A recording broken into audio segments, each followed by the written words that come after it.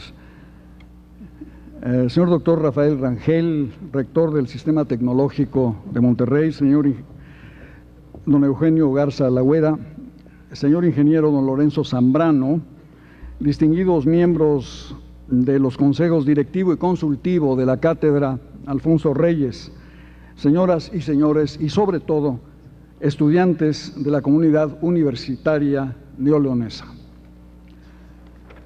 Es para mí un grandísimo honor inaugurar esta tarde la Cátedra Alfonso Reyes, con la que el Instituto Tecnológico y de Estudios Superiores de Monterrey distingue a uno de los más ilustres regiomontanos, don Alfonso Reyes. Reyes amaba intensamente a Monterrey, y el sello de su correspondencia personal era un dibujo hecho por el propio Reyes del Cerro de la Silla. Monterrey se llamó la carta mensual que don Alfonso distribuía impresa entre sus amigos, y Sol de Monterrey se llama uno de sus más bellos poemas. Un sol, dice, despeinado y dulce, claro y amarillo, que el regiomontano errante, el neoleonés viajero que fue siempre Reyes, saludó como despedida de su patria chica. Cuando salí de mi casa con mi bastón y mi hato, le dije a mi corazón: ya llevas sol para rato. Alfonso Reyes paseó por el mundo el sol de Monterrey. Lo llevaba en la sonrisa, nada más alejado del severo magíster y del pomposo orador que el risueño Reyes de la franca carcajada norteña. Una carcajada llena de amor, de simpatía, de acercamiento, de cordialidad, de cortesía. No creo haber conocido a otro hombre que reuniese tanta afabilidad humana con tanta agudeza intelectual. Pues la inteligencia de Reyes no era, como tantas veces ocurre en los medios intelectuales, arma de la rija, máscara de la envidia, apuesta de campeonato o, paradójicamente, peto protector de corazones estúpidos bajo cabezas esclarecidas. La suya era una inteligencia cordial, amorosa, respetuosa de los demás porque se respetaba a sí misma. Sobre tan lúcida amabilidad pudo Reyes levantar el monumento de su literatura con raíz, pero sin fronteras. Quiso y pudo ser generosamente universal a fin de ser provechosamente nacional. Jorge Luis Borges, cuyo centenario celebramos este año de 1999, dijo hace 50 que Reyes era el mejor prosista de la lengua española en ambos lados del Atlántico en el siglo XX. Hoy, al terminar el siglo, esa opinión sigue en pie. El ritmo, la claridad, la gracia de la prosa alfonsina no han sido superadas ni en forma, ni en contenido, ni en profundidad, ni en extensión. En él se hizo verdad contemporánea la voluntad clásica de Terencio: hombre soy y nada humano me es ajeno. La temática alfonsina es inagotable. En literatura abarca desde los clásicos de la antigüedad a sus grandes pasiones españolas, Góngora, Cervantes, Calderón de la Barca, a su inigualada representación de las letras de la Nueva España, a sus muy personales amores hacia Stevenson y Chesterton y sus muy críticas aproximaciones hacia la modernidad vanguardista. Pero se atreve también Reyes a proclamar a la novela policial, para cerrar el ciclo, como género clásico de nuestro tiempo, interés de la fábula y coherencia de la acción. Recuerdo que nos sentábamos en el Hotel Marica en Cuernavaca, cuando todavía existía, a tomar café. Él le echaba muchos piropos a las muchachas, era muy enamorado, y al terminar el café me decía: Carlos, vámonos al Cine Ocampo, aquí enfrente. Le digo: don Alfonso, pues están dando 3 películas de vaqueros con John Wayne, ¿cómo vamos a ir a ver eso? Me decía Reyes: no te olvides, Carlos, el cine es la épica contemporánea. Esto es como ir a ver a Homero. Bueno. Poeta y cuentista superior, Reyes es también un minucioso cronista del oro, el azúcar, el algodón, el café, de las hierbas de Tarahumara al mate argentino. Reyes postula su curiosidad con estas palabras: una sola rama del saber puede conducirnos al más ancho contacto humano, y a poco que nos mantengamos en el propósito de abrir los vasos comunicantes. Por eso el poeta de Huellas, tan cercano a las flores y perfumes de su tierra natal de Monterrey, es también el dramaturgo de Ifigenia Cruel, la tragedia del hogar vedado y el fatigoso exilio. Por eso el teórico literario del deslinde es también el puntual práctico de la diplomacia, el derecho, el internacionalismo y la paz. Y es que en Reyes se trata, de acuerdo con sus palabras ante la Asociación Bancaria de Buenos Aires en 1938, de conciliar la economía y las humanidades, superando, lo cito, la antinomia occidental entre la vida práctica y la vida del espíritu.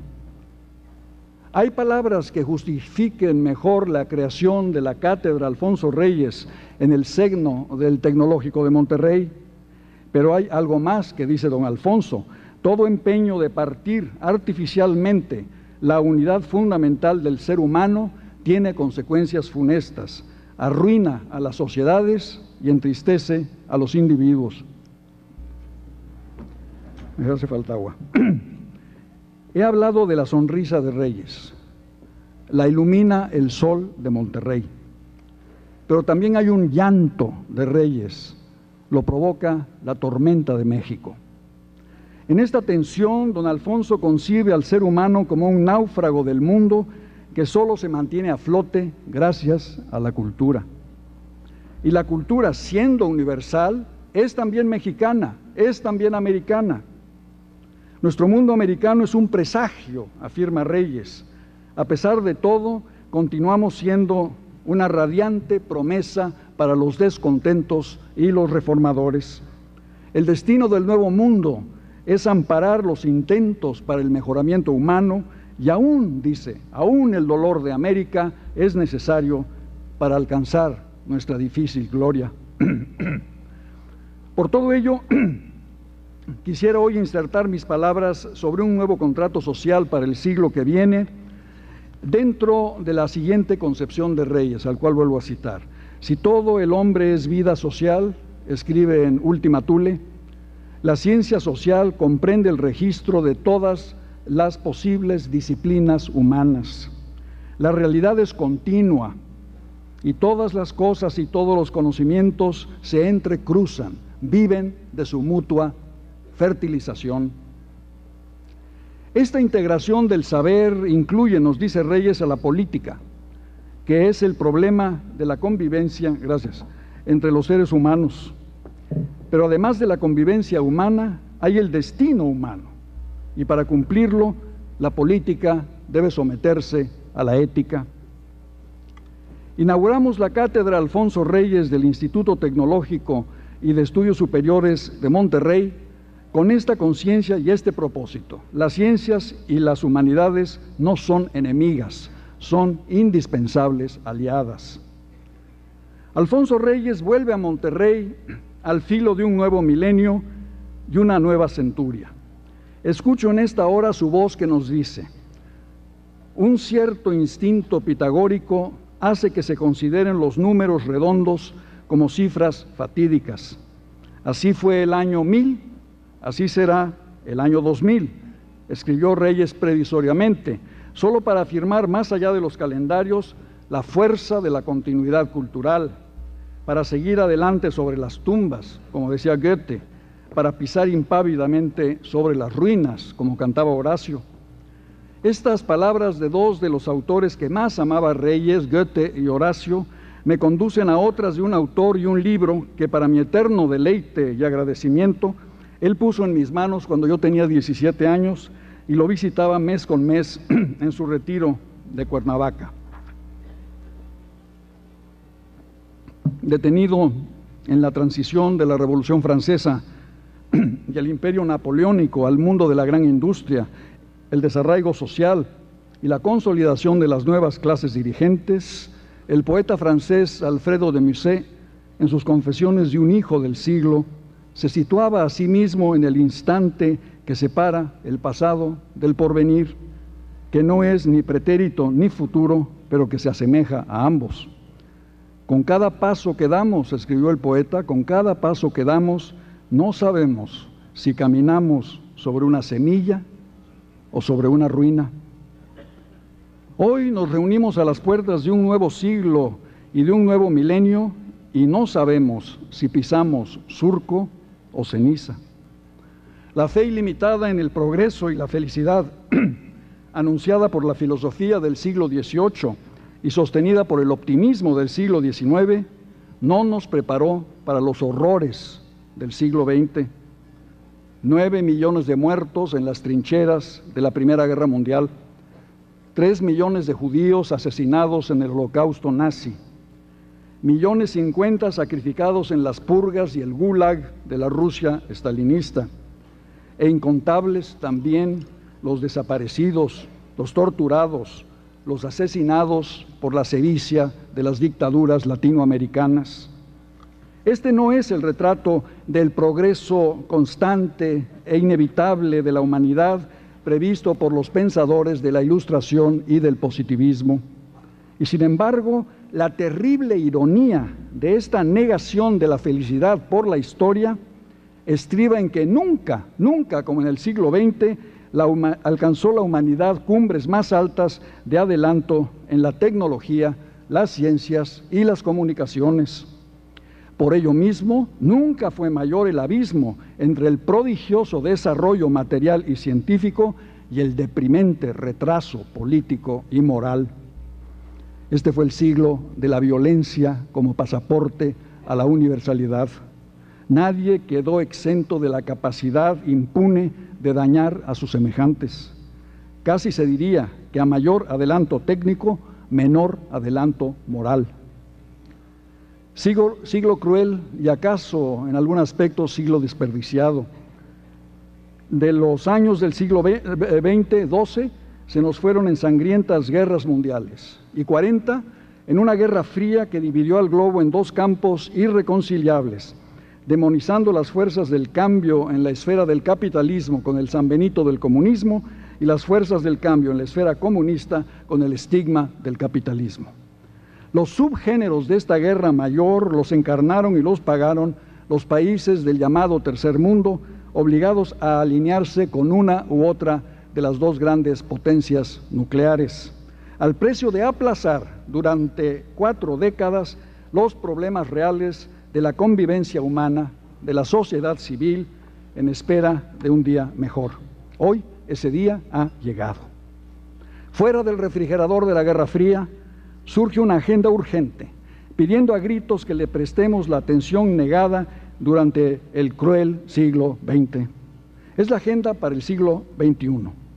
Es la agenda para mantener la continuidad de la vida, salvando la existencia misma del planeta, asegurar la supervivencia ecológica a pesar de las repetidas agresiones contra los muros pacientemente levantados de nuestra casa común, la Tierra. Lagos y vías fluviales, bosques y tierras se están muriendo a una velocidad sin precedente.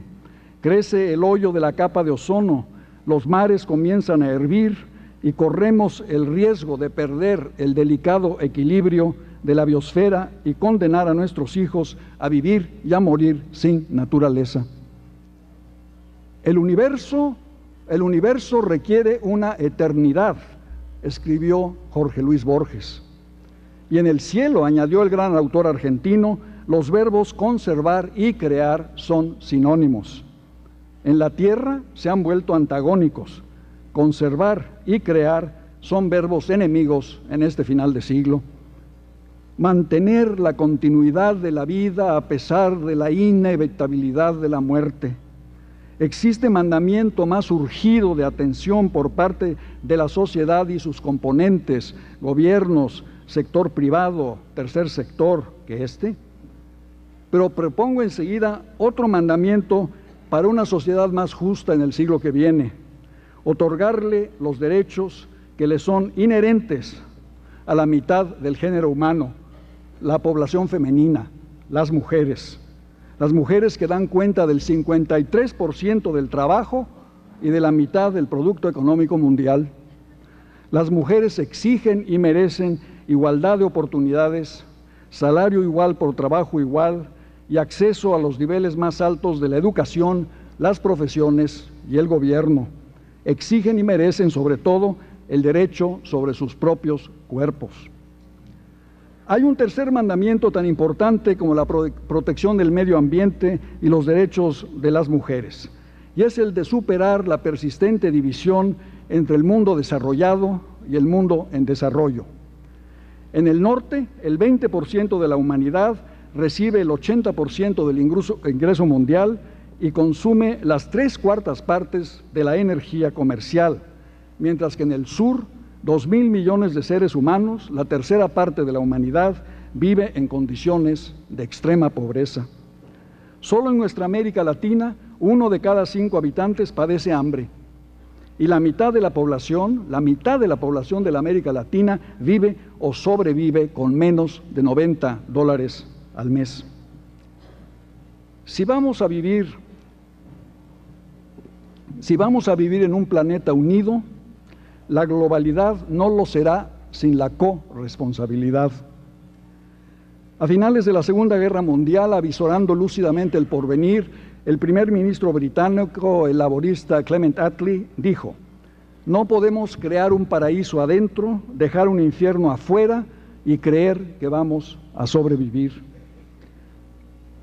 Mantener la continuidad de la vida a pesar de la inevitabilidad de la muerte, ecología, derechos femeninos, cooperación norte-sur, son solo 3 incisos que se inscriben en una agenda mayor que los contiene a los 3, pero los relaciona con una crisis de civilización, me atrevo a llamarla así, que compartimos norte y sur, este y oeste, una crisis que incluye pandemias incontrolables, infraestructuras arruinadas, ancianos abandonados, gente sin hogar, sin salud y sin escuela, inseguridad ciudadana y criminalidad creciente, sobre todo el narcotráfico, que no reconoce fronteras nacionales o jurisdicciones internacionales, prejuicios arraigados, xenofobia, homofobia, chauvinismos. La crisis de la civilización moderna ya no es privativa de país o sistema alguno. Y lo dramático del asunto, señoras y señores, es que los problemas crecen, pero las instancias de resolución disminuyen. Asistimos, en otras palabras, a un deterioro de las jurisdicciones tradicionales para atender problemas de cuya solución, y no de panaceas ideológicas, depende el destino del ser humano en la Tierra. A partir del fin de la Guerra Fría, que creaba una suerte de jurisdicción compartida entre los Estados Unidos y la Unión Soviética y se basaba en el equilibrio del terror nuclear, hemos atestiguado la debilidad y a veces la desaparición de las instancias tradicionales de aglutinación social y solución de problemas. Nación e imperio, Estado y comunidad internacional, sector público y sector privado. Todas estas apelaciones tradicionales están hoy, de una manera u otra, a veces obvia, a veces paradójica, a veces disfrazada, están en crisis. ¿Por qué sucede esto? Aventuro una idea. Porque no hemos sido capaces de crear una nueva legalidad para una nueva realidad. Ecología, demografía, situación de la mujer, del anciano, del enfermo, narcotráfico, inseguridad, educación, organizaciones internacionales debilitadas, función de la empresa y función del Estado puestas en cuestión y subsumiéndolos, enfrentándose, exigencias de la aldea global y demandas de la aldea local, en todos los casos, realidad sin legalidad. Este vuelve a ser hoy nuestro desafío. Una realidad mutante, una realidad que está cambiando todos los días y una legalidad incierta y a veces inexistente, es el desafío que conocieron las sociedades de Occidente en su pasaje del orden seguro de la Edad Media a la incertidumbre del valiente mundo renacentista, en el que se fraguaron los cimientos del primer gran contrato de la modernidad, el contrato de la nación y el nacionalismo, del Estado soberano y del derecho de gentes. Me parece que vale la pena en esta era de la globalización que estamos viviendo recordar el origen de estas ideas, nación y nacionalismo, soberanía y derecho internacional, que hoy son tratadas a veces como nostálgicas, anacronías, inútiles frente a los mecanismos espontáneos del mercado global. Recordemos que después de todo en estas ideas se fundó durante 500 años el mundo moderno. Si vamos a hablar de un nuevo contrato, aún incierto, aún innominado para el siglo XXI, recordemos el último contrato que mantuvo, enriquecido por las revoluciones democráticas y sociales subsecuentes, que mantuvo vigencia hasta nuestros propios días. Todos los teóricos contemporáneos del tema, Eric Hobsbawm, Ernest Gellner, Isaiah Berlin, nos advierten que nación y nacionalismo son dos expresiones muy recientes, inexistentes e inconcebibles en el mundo antiguo o en la Edad Media, tan inesperada como pueden serlo las nuevas denominaciones que nos aguardan en el siglo que viene. Nación y nacionalismo son términos de la modernidad que aparecen para legitimar ideas de unidad territorial, política y cultural necesarias para la integración de los nuevos estados surgidos de la ruptura de la comunidad medieval cristiana. De la necesidad nació la ideología nacionalista y de esta la nación misma. El nacionalismo tomó culturas precedentes y las convirtió en naciones. Pero ¿qué es lo que provoca la aparición misma de la idea nacionalista? Emil Durkheim habla de la pérdida de viejos centros de adhesión y de identificación. La nación los suple. Isaiah Berlin añade que todo nacionalismo es respuesta a una herida infligida a la sociedad. La nación la cicatriza. Y nosotros hoy repetimos con ellos, si la ideología nacionalista y la nación misma están en crisis, ¿qué nueva ideología? ¿Qué nuevas formas sustentarán a la sociedad? ¿Cuál es hoy nuestra herida social y qué suturas la podrían cerrar? ¿Cómo se llamará este proceso aún anónimo que nos permitirá crear una nueva legalidad para una nueva realidad? ¿Cómo serán suplidos los centros de identificación nacionales, colectivos, familiares? ¿Cómo se conjugarán los peligros que advierte medio siglo después de Clement Attlee, otro primer ministro inglés, Tony Blair, la desintegración de la familia, de las familias, la quiebra de las comunidades, las exclusiones sociales?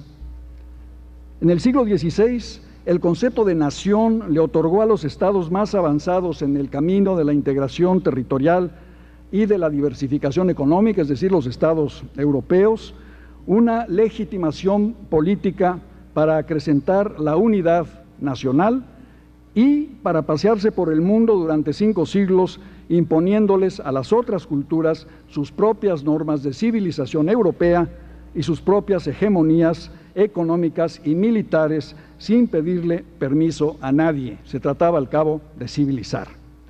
De ahí que el nacionalismo expansivo de la Europa moderna vaya acompañado de una réplica crítica que es el internacionalismo europeo.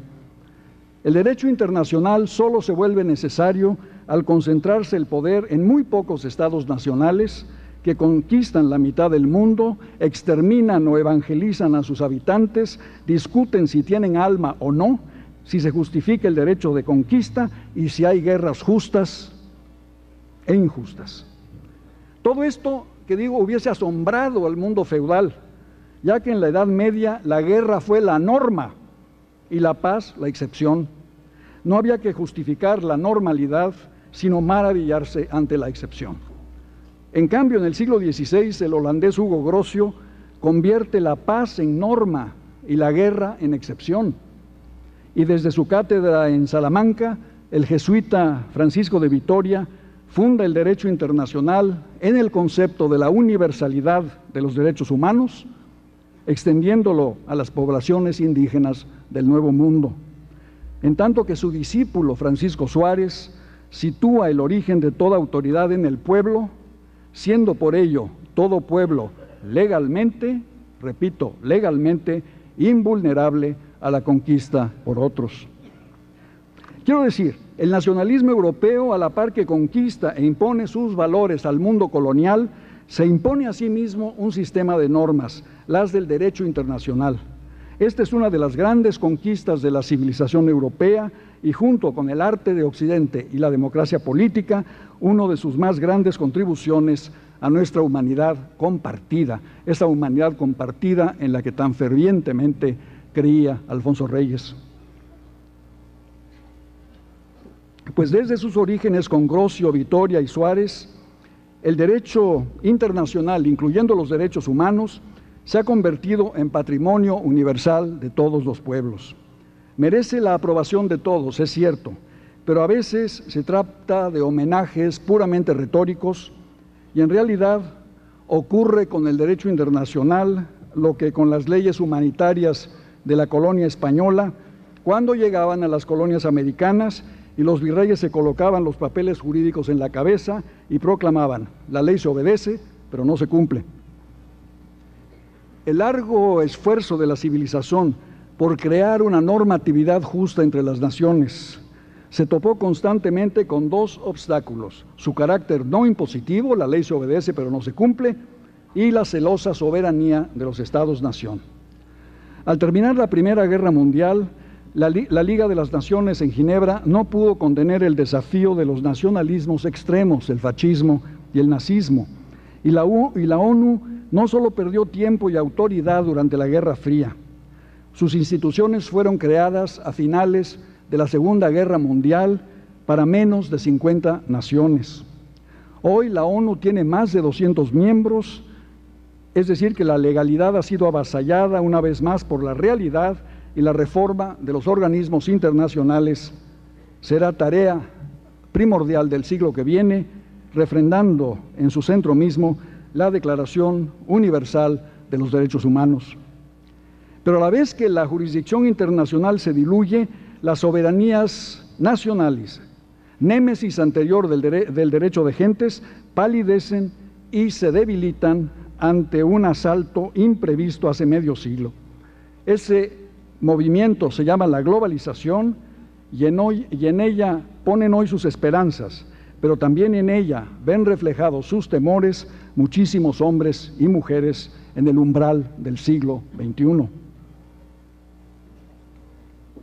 La globalización somete y hasta descarta la idea del nacionalismo en la que se fundó el mundo moderno, pero también propone interrogantes críticos dentro de cada comunidad nacional, al sector público y al sector privado, al Estado y a la empresa, a la cultura y a la democracia, y finalmente al tercer sector, la sociedad civil. Los vicios de la globalización están a la vista, pero sus virtudes también. Es decir, la globalización tiene como jano dos caras. Una es la cara de una prosperidad deseable, o la otra, la cara de una exclusión indeseable. Lo que estamos viendo hoy es más el rostro que no queremos que el rostro que desearíamos. Vemos una globalización dominada por la lógica especulativa. En 1971 el movimiento global de divisas era de 18 billones de dólares diarios. Hoy es de 1.500 billones de dólares diarios. Pero en 1971 el 90% de dicho movimiento se destinaba a la inversión y el comercio y solo el 10% a la especulación. Hoy la ecuación se ha invertido. El 90% del movimiento diario de capitales se dedica a la especulación y solo el 10% beneficia el comercio y la producción. Esta deformación salvaje de la circulación de la riqueza contribuye a crear también globalmente una subclase estructural permanente, excluida de las bondades de un sistema que podríamos llamar de darwinismo global, que solo beneficia a los más aptos y deja a la vera del camino desprotegidos a quienes se quedan atrás en la carrera, la creciente masa de los marginados. Si las desigualdades provocadas por este darwinismo global persisten, en 30 años, advierte el Banco Mundial, nada menos que el Banco Mundial, en 30 años se duplicará el número de pobres en el mundo. Y ya hay 2.000 millones de pobres en el mundo. ¿Es esto lo que nos espera, la globalización de la pobreza? Más aún, la globalización negativa le otorga plena libertad de movimiento a las cosas, pero se lo niega a las personas. Las mercancías circulan sin barreras, pero los trabajadores no pueden desplazarse con libertad. Las cosas son libres, los trabajadores son cautivos.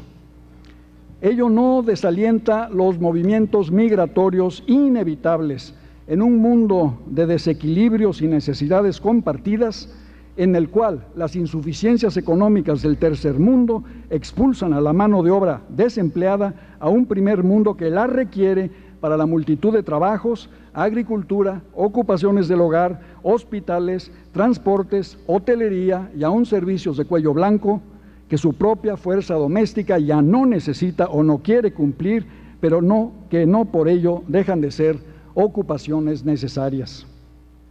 O sea, el trabajador migratorio le es indispensable a las economías desarrolladas en la era globalizada. El trabajador migratorio no debe ser el chivo expiatorio de problemas y deficiencias propias del mundo desarrollado, como lo son el fin de las industrias armamentistas, el paso de la manufactura a la tecnología o la falta de readiestramiento de la fuerza de trabajo local. Pero sin el trabajador migratorio mexicano en los Estados Unidos, turco en Alemania, magrebino en Francia, estos países sufrirían escasez de alimentos, inflación y carestía del producto. Y si México, por ejemplo, le diese pleno empleo a sus trabajadores, la agroindustria del estado de California, que rinde la tercera parte del producto agrícola en los Estados Unidos y depende en un 90% de la mano de obra mexicana, tendría que encontrar a ese 90% en otra parte, así fuese entre los esquimales del Polo Norte.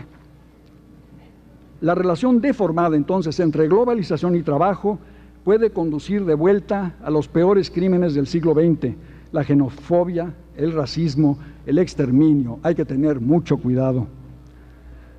La globalización será juzgada, pues, y el juicio le será adverso si por globalización se entiende desempleo mayor, servicios sociales en descenso, pérdida de soberanía, desintegración del derecho internacional y un cinismo político gracias al cual, desaparecidas las banderas democráticas agitadas contra el comunismo durante la Guerra Fría por el llamado mundo libre, el mundo libre, se congratula de que en vez de totalitarismos comunistas o dictaduras castrenses, se instalen capitalismos autoritarios eficaces como en China, que siempre son preferibles en la actual lógica global a neoliberalismos fracasados que en realidad son capitalismos de compadres como en Rusia. La globalización, pues, puede instalarnos en un mundo indeseable dominado por la lógica especulativa, el olvido del ser humano concreto, el desprecio hacia el capital social, la burla de los restos de soberanías nacionales ya heridas profundamente, la destitución del orden internacional y la consagración de una especie de capitalismo autoritario como forma expedita de gobernar sin necesidad de mayores explicaciones. Y sin embargo, no puedo dejar de recordar una frase maravillosa, pronunciada en el albor de nuestra cultura iberoamericana por uno de nuestros primeros escritores, el Inca Garcilaso de la Vega, hijo de padre español y madre indígena. Mundo, dijo el Inca Garcilaso, mundo solo hay uno. Podemos aprovechar, les pregunto, ¿podemos aprovechar las oportunidades de la globalización para crear crecimiento, prosperidad y justicia? Quiero decir con esto que si la globalización es inevitable, ello no significa que sea fatal. Significa que debe ser controlable y que debe ser juzgada por sus efectos globales. Las crisis de la globalización tienen un origen perverso, sobrevalúan el capital financiero, pero subvalúan el capital social. La misión del tercer sector, de la sociedad civil, es pues reanimar los valores del trabajo, la salud, la educación y el ahorro, es decir, devolverle su centralidad al capital humano. ¿Es posible entonces socializar la economía global? Yo creo que sí, por más arduo y exigente que sea el esfuerzo. Sí, en la medida en que logremos sujetar las nuevas formas de relación económica internacional, a la acción de base de la sociedad civil, al control democrático y a la realidad cultural. Sí, en la medida en que la sociedad civil sea capaz de ofrecer alternativas a un supuesto modelo único. Sí, en cuanto la sociedad civil rehúse a la fatalidad del pensamiento único y constantemente reimagine las condiciones sociales, le recuerde a todos los poderes que vivimos en la contingencia y vincule la globalidad a hechos sociales concretos y variables dentro de lo que, a falta de una nueva terminología, seguimos llamando naciones. Quiero decir que la globalización en sí no es panacea. Se requiere la base de sociedades civiles activas, de culturas diversificadas que se opongan al acecho de una cultura mundial de puro entretenimiento, uniforme, excluyente y vacua, que quisiera convertirnos a todos en robots alegres. Se requiere de sectores públicos y privados conscientes de sus respectivas responsabilidades. La iniciativa privada necesita un Estado fuerte, no grande, sino fuerte, gracias a su base tributaria y su política social en beneficio de un sector privado que requiere a su vez de una población trabajadora, educada, saludable, con capacidad de consumo. Pero que ambos, el Estado y la empresa en América Latina, privilegien el bienestar y la productividad de su pueblo, de su capital humano, más que su prestigiosa y a menudo engañosa ilusión de ser estrellas de una superproducción global en la que casi siempre apenas jugamos el papel de extras. Se requiere de un marco democrático que le devuelva a la noción mermada de soberanía su sentido político prístino. No hay nación soberana en el concierto internacional si no es soberana en el orden interno, es decir, si no respeta los derechos políticos y culturales de la población, concebida no como simple número, sino como compleja calidad, no como cantidad de habitantes, sino como calidad de ciudadanos. Invoco a Juan Bautista Alberdi, el pensador argentino del siglo XIX. Gobernar es poblar, sí, pero poblar es educar, añadiría su compatriota Sarmiento, y solo una ciudadanía educada puede gobernar en beneficio de su país y del mundo. Esa base, la única firme, la única creativa para convertir a los procesos globalizadores en oportunidades de crecimiento, prosperidad y justicia, es la identificación activa de la sociedad civil, la democracia y la cultura como depositarias inseparables de una nueva soberanía para el siglo XXI y de una refundación, acaso con un nombre que aún ignoramos, de ese plebiscito diario que en palabras de Renan constituye una nación, la nación, un plebiscito diario, una reafirmación cotidiana del vínculo histórico.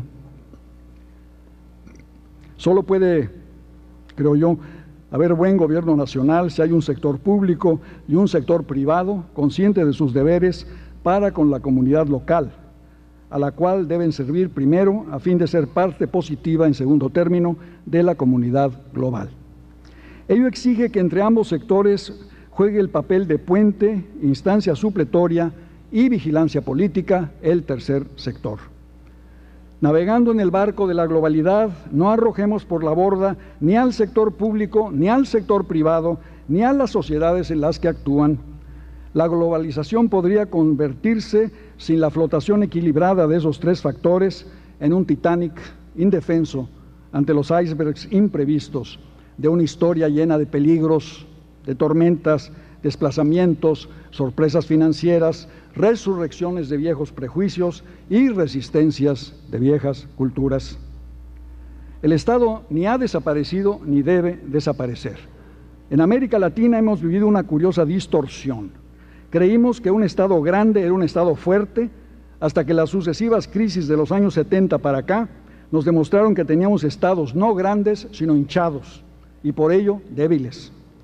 Estados incapaces de atender las demandas de demasiadas clientelas internas y externas. pero las deformaciones de los estados latinoamericanos de la segunda mitad del siglo XX no nos permiten olvidar que sin la construcción de estados nacionales viables por hombres como Benito Juárez en México, Bartolomé Mitre en la Argentina o el muy debatido Diego Portales en Chile, seguiríamos hundidos en la anarquía desangrante que siguió alternada con la dictadura sangrienta a la pérdida del techo protector de la monarquía española en 1821. Sin esa construcción, la creación de estados latinoamericanos, careceríamos hoy de adelantos fundamentales en materia de infraestructura, salud, educación, seguridad y autodeterminación. En buena hora, limpiemos el agua estancada en el baño del Estado, pero no arrojemos al bebé junto con el agua sucia. Existen funciones evidentes e indispensables del Estado Nacional, zonas de su competencia exclusiva como son las relaciones exteriores, la administración de justicia, el control de las Fuerzas Armadas y el orden de las finanzas públicas. A partir del nuevo trato del presidente Franklin Roosevelt en los Estados Unidos, el Estado asumió funciones indispensables para salir de la crisis financiera y la depresión y evitar futuras catástrofes. Roosevelt salvó al capital social para salvar al capital financiero. Se dio cuenta del hecho escueto. Sin consumidores sanos, seguros y educados, la empresa privada carecería de futuro. Este respeto al capital humano es la principal herencia del New Deal norteamericano, pero los excesos del estado de bienestar que culminó con la presidencia de Lyndon Johnson, incompatibles con la sangría bélica de Vietnam, saltan hoy a la vista y son objeto de una corrección por parte de las fuerzas políticas renovadoras que han tomado el poder en Francia y el Reino Unido, en Italia y en Alemania, lo conservan en varias naciones del norte de Europa e informan nuevos movimientos de centro-izquierda, tanto en Europa como en Latinoamérica. Todos ellos están de acuerdo en sustituir la pura beneficencia de la cuna a la tumba, from the womb to the tomb, por inversiones sociales, educación y adiestramiento para la nueva era industrial y tecnológica que vuelva superfluo ese estado excesivo que Octavio Paz llamó el ogro filantrópico y haga indispensable un Estado impulsor de oportunidades para todos y garante de la justicia para todos. Pero un Estado moderno en cualquier parte del mundo tiene que enfrentarse hoy a una economía global que a menudo pasa por alto leyes y fronteras nacionales. ¿Cómo corregir las desigualdades provocadas por este estado de cosas? ¿Cómo preparar a los individuos para la era de la nueva y acrecentada competencia en todos los órdenes de la vida? ¿Cómo reestructurar los programas de bienestar social a fin de que los ciudadanos más débiles no sucumban a lo que he llamado el darwinismo global? El Estado latinoamericano en particular no debe abandonar la protección de la ineficiencia solo para caer en la protección de la injusticia. La gobernanza local tiene, en el mundo de la globalización, un papel fundamental para mantener el equilibrio social dentro de cada nación, y esto no se consigue sin niveles de gasto público menores del 30% del Producto Interno Bruto. Ello a su vez exige promover el ahorro interno y salir del círculo vicioso que nos conduce a atraer capital externo con altas tasas de interés en vez de alentar la entrada del capital productivo con altas tasas de ahorro. Para lograr todo esto se requiere una relación complementaria, no un enfrentamiento hostil entre el sector público y el sector privado. A la iniciativa privada le corresponde y le interesa invertir, producir, emplear y obtener ganancias, pero en el mundo de hoy le corresponde también entender que el mercado no es fin en sí mismo, sino medio para alcanzar el beneficio compartido. Instrumento, no dogma. Le corresponde entender que la privatización sirve para fragmentar la propiedad, no para sustituir monopolios públicos por monopolios privados. Y le interesa privatizar para animar la competencia, no para encubrir el capitalismo entre compinches, lo que se ha llamado crony capitalism. Le interesa al sector privado participar en una estrategia nacional de desarrollo a largo plazo, que cuente con instituciones de fiscalización y transparencia para establecer la validez y funcionalidad, tanto de los organismos privados como de los paraestatales, y evitar o sancionar la corrupción en ellos. Le conviene al sector privado que los agentes económicos mantengan y acrecienten sus compromisos sociales para lograr situaciones de equilibrio que alejen el peligro de la explosión colectiva, del ya basta de los marginados por los actuales procesos de exclusión. Y le conviene al sector privado colaborar estrechamente con el Estado Nacional en las políticas de elevación del ahorro interno, capacitación de trabajadores, fomento de la reconversión laboral, ampliación del acceso al crédito, la asistencia técnica y los sistemas de comercialización y distribución de los pequeños productores. Y es en este punto, señoras y señores, donde la sociedad civil, el tercer sector, el sector social, cumple el papel fundamental de crear puentes entre el sector público y el privado, disolver antagonismos inútiles, afirmar compatibilidades de interés colectivo y actuar por cuenta propia en territorios que los otros dos sectores no son capaces de ocupar, de describir y a menudo de imaginar. A veces, donde la burocracia es ciega, la sociedad civil identifica con seguridad y velocidad mayores las necesidades del desarrollo, los problemas de la aldea olvidada, del barrio invisible, de la mujer que es trabajadora y madre.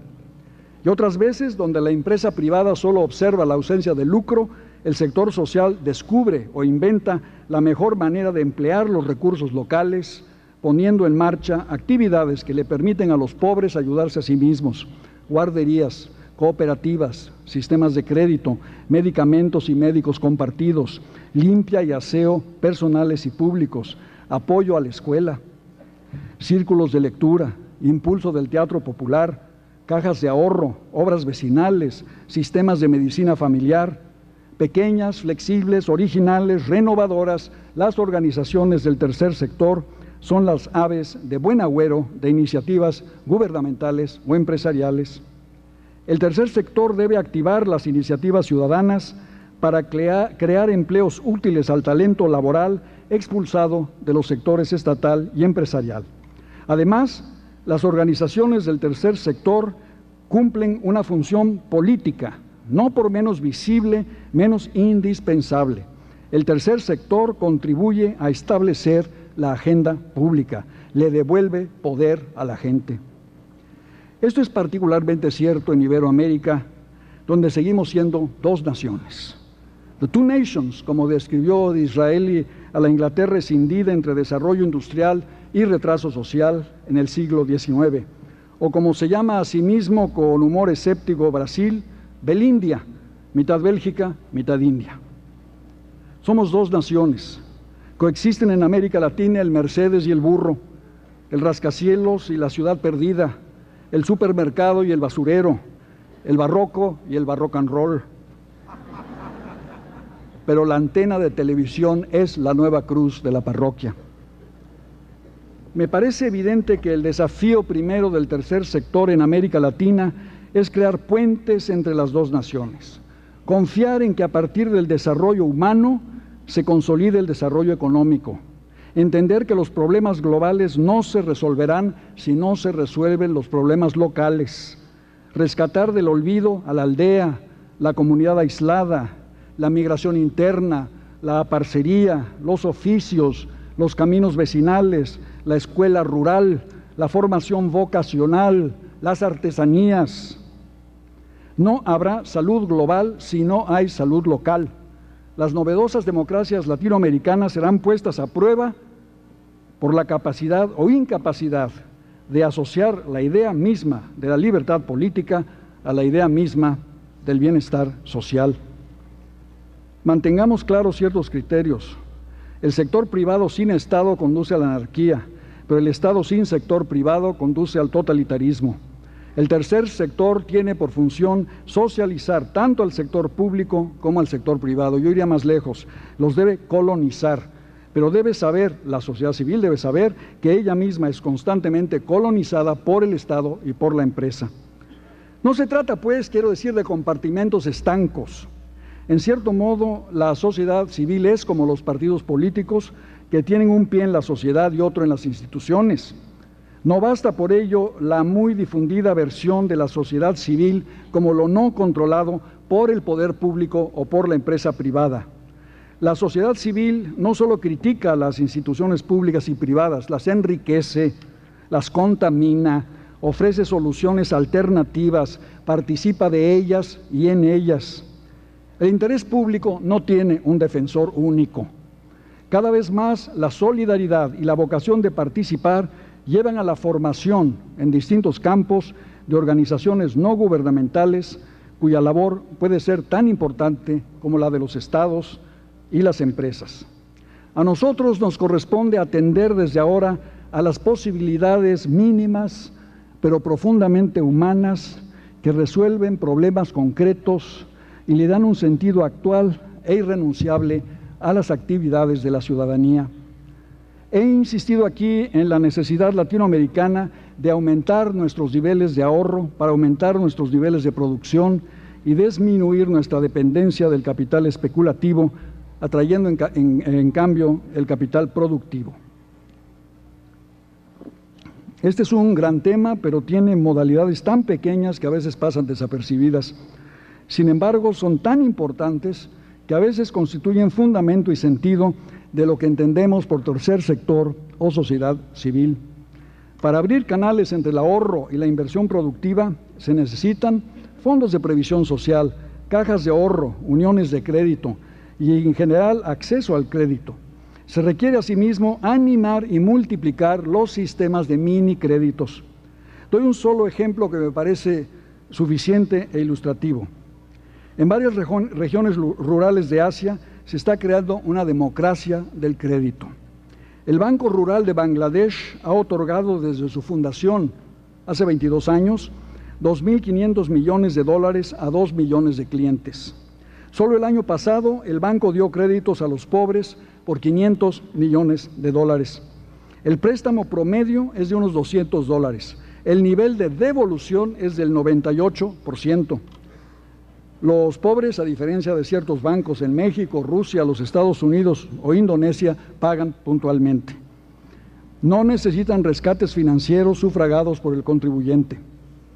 La mayoría de los sujetos de mini créditos son mujeres y emplean el 90% del dinero en salud y educación para sus hijos, es decir, en la formación de ciudadanos.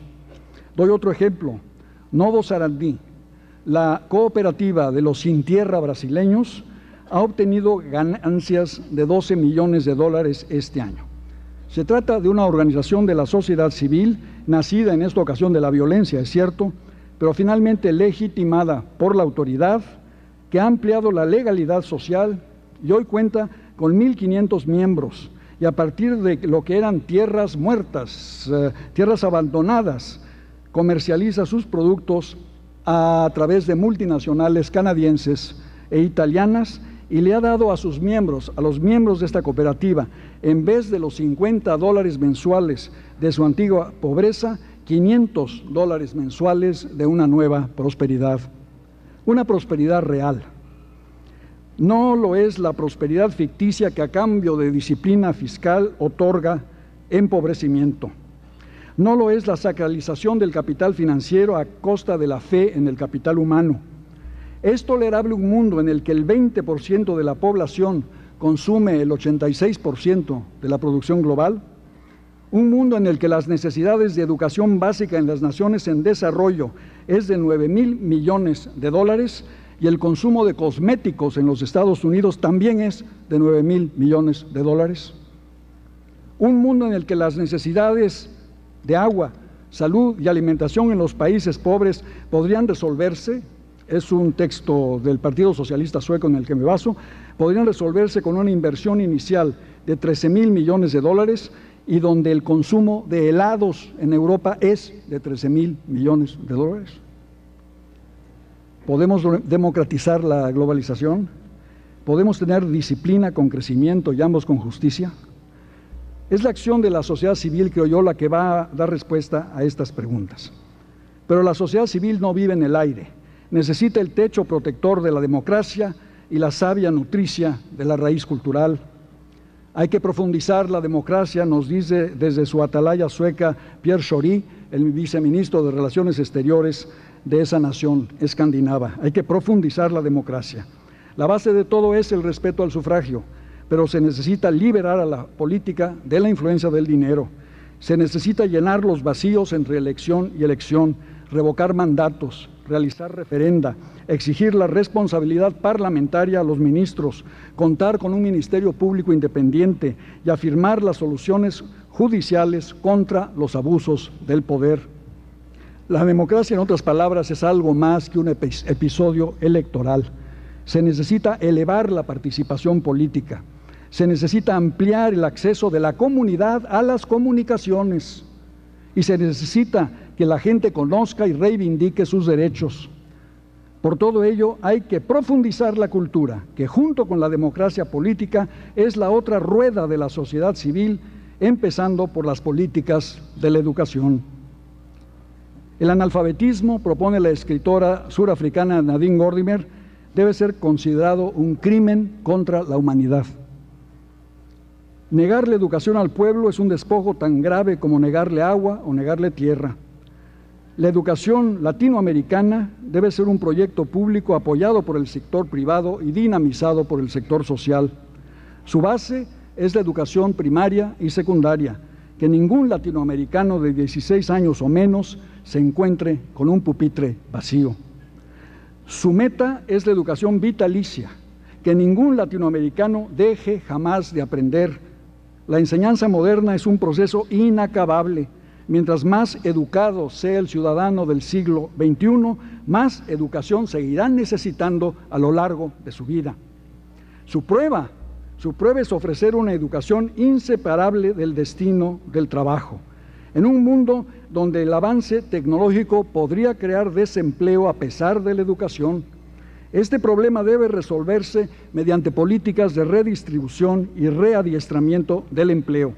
Ello requerirá técnicas de educación novedosas, pero la América Latina, continente de carencias y de frágiles fundamentos, aún puede dar un ejemplo de educación para el trabajo, a partir de las necesidades de la segunda nación, de la pobreza y de la marginación. Educación artesanal para los reclamos de la aldea, del barrio, de la zona aislada. Educación para la infraestructura, educación para el crédito, educación para el ahorro. Todo esto nos exige la base social de la América Latina. Y educación, en fin, para la democracia y en la democracia. Tenemos que activar las iniciativas ciudadanas, la vida municipal, las soluciones locales a problemas locales, todo ello dentro de un marco formal de división de poderes, elecciones transparentes y fiscalización de las autoridades. Eduquemos a los latinoamericanos para ejercer el poder, no el poder sobre los demás, sino el poder con los demás. La América Latina cuenta para todo ello con una asombrosa continuidad cultural. De las antiguas civilizaciones indígenas de México y Perú a las fundaciones ibéricas de raíz mediterránea, al aporte de la negritud africana, de los anónimos constructores de Chichén Itzá y Machu Picchu a Oscar Niemeyer y Luis Barragán, de la poeta colonial mexicana Sor Juana Inés de la Cruz al moderno poeta chileno Pablo Neruda, de los sabios memorizadores de las cosmogonías del alba a la gran novelista argentina Luisa Valenzuela, de las crónicas de Indias a la creación novelesca del colombiano Gabriel García Márquez, del treno musical en el murmullo de la Amazonía a las composiciones contemporáneas del argentino Alberto Ginesterra, el brasileño Héctor Villalobos y el mexicano Silvestre Revueltas, de la imaginación plástica de Alejandrinho en Brasil colonial a los murales mexicanos de Rivera, Orozco y Siqueiros, y de la riquísima tradición popular que va de los cantos ceremoniales aztecas a los payadores argentinos y los corridos mexicanos, a Carlos Gardel, Mercedes Sosa, Violeta Parra, Lola Beltrán o Juan Luis Guerra, la América Latina posee una cultura vigorosa, continua, sin rupturas, que contrasta seriamente con las rupturas y debilidades de nuestra vida política y económica. ¿Podremos en el siglo que viene comunicar el vigor y la continuidad culturales a la economía y a la política? ¿Podremos hacer de la cultura una comunidad activa? Nuevamente, creo que este pasaje, este paso depende de la dinámica, del vigor de la sociedad civil. Al fin y al cabo, ¿qué es una cultura? Sino la pluralidad de nuestro quehacer social. Cultura es la manera como caminamos, comemos, vestimos, amamos, recordamos y deseamos. Es nuestra manera de saludar, amueblar, movernos, luchar, morir, cantar. Es la manera de no olvidar que estamos en el mundo. Los seres humanos tenemos muchas maneras de organizarnos: familia, tribu, clan, feudo, ciudad, estado, nación, imperio, comunidad internacional, aldea global. Ninguna de ellas está inscrita en el orden natural. La cultura, en cambio, por mínima y rudimentaria que sea, precede a las fuerzas de la organización social a la vez que las exige, las precede y las exige. Retomo por ello algo que dije al principio. Durante 500 años nos hemos regido por formas e ideologías, nación, nacionalismo, Estado nacional, derecho internacional, que eran inconcebibles en la época histórica anterior, la Edad Media. El genio de los filósofos, de los juristas y de los hombres de Estado renacentistas consistió en adaptar nuevas realidades a una nueva legalidad. El nacionalismo, dijo Ernst Gellner, tomó culturas precedentes y las convirtió en naciones. ¿Podemos nosotros hoy, me pregunto, en los albores del nuevo siglo y el nuevo milenio, adaptar las nuevas realidades que aquí he mencionado a una nueva legalidad que la salve de la anarquía en un extremo y de la opresión en el otro? La respuesta solo puede ser positiva si creamos una nueva legalidad que, en vez de hacerlas de lado, encarne a las culturas de la humanidad y les ofrezca el apoyo de la sociedad y de la democracia. Ello no significa uniformidad o nivelación, como lo pretenden con éxito muchas formas de comunicación y entretenimiento contemporáneos. Significa más bien regresar a la sabiduría de José Ortega y Gasset, cuando nos advierte que la vida es antes que nada una constelación de preguntas a las que contestamos con una constelación de respuestas que llamamos cultura, la cultura. Añade Ortega que, puesto que muchas respuestas son posibles, ello significa que existen y han existido muchas culturas. Lo que nunca ha existido es una cultura absoluta, esto es, una cultura que responda con éxito a todas las preguntas. Regreso a Alfonso Reyes. Su idea de la cultura se corresponde precisamente con la idea de la sociedad como una realidad diversificada, dinámica, mutante, atenta a las variedades de la vida social en condiciones tan distintas como pueden serlo la vida en Manhattan o la vida en Malasia, pero imbuida de un respeto hacia el pluralismo que no condena cultura alguna como retrasada, sino como portadora de valores propios dignos de respeto. El indígena tzotzil del estado de Chiapas es tan dueño de una cultura, su cultura, como el catedrático universitario en la Ciudad de México. Cultura y sociedad civil nos plantean por ello una maravillosa, aunque ardua, obligación, la de reconocernos en él y ella que no son como tú y yo. Las amenazas de la xenofobia y el chauvinismo, que son como el contrapunto indeseable a la uniformidad sin rostro del alegre robot de la globalización, solo pueden ser contrastadas por la sociedad portadora de esta convicción. No hay culturas puras. No debemos temer el contacto entre culturas. Las culturas solo florecen en contacto con otras culturas. Y todas las culturas son el resultado de encuentros entre razas y tradiciones diversas. Señoras y señores, nuevamente estamos detenidos entre la ceniza y el surco. Nos acercamos al nuevo siglo, situados entre la prosperidad y la pobreza, la educación y la ignorancia, la comunicación instantánea y el aislamiento instantáneo. la paz y la guerra. Entre estos antagonismos corresponde a la sociedad y a la cultura democrática afirmar la continuidad de la vida a pesar de la inevitabilidad de la muerte, reconocer nuestra humanidad en la humanidad de quienes no son como nosotros y afirmar a todos los niveles de vida social, económica y política que la historia no ha concluido, que somos hombres y mujeres inacabados, que no hemos dicho nuestra última palabra, plantado nuestra última semilla o abarcado a todos los seres humanos que caben en nuestro abrazo. Este será, estoy seguro, el espíritu que anime los trabajos y los días de la Cátedra Alfonso Reyes aquí en el Tecnológico de Monterrey. Muchas gracias.